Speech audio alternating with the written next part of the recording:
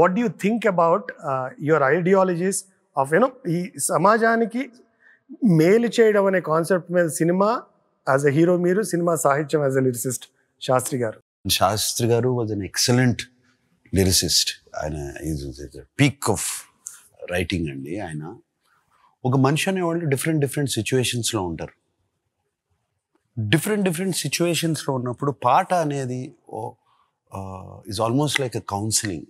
You know when you're in a sad situation, ప్రపంచం అంతా is beating upon me, నా మీద నేను అన్నప్పుడు ఒక మంచి పాట, అప్లిఫ్టింగ్ సాంగ్ అనేది, అటువంటి శాస్త్రి గారి లిరిక్స్ చాలా ఉంటాయండి.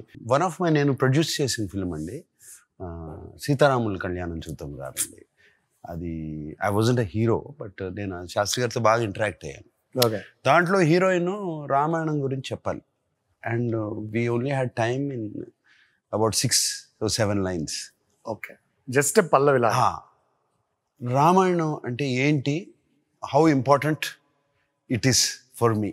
అంటే రామాయణం అనేది ఇంత ఉంటుందండి, దాన్ని కాంప్రిహెండ్ చేసి ఇంత దాంట్లో చెప్పారు బ్యూటిఫుల్గా శాస్త్రి గారు. So I just play. Yeah,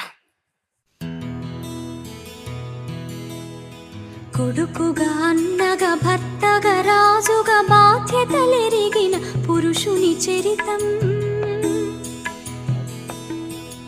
అగ్ని సైతము శిరసుంచి సద్గుణ తేజానికి సాక్ష్యం చూపిన సాత్విక ధనం.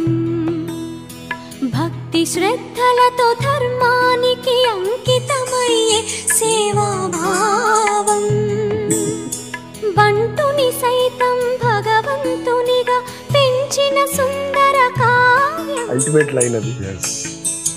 జగమును శాసించే ఘనులైన అహమును గెలువని వారైతే పతనం తప్పదనే గుణపాఠం.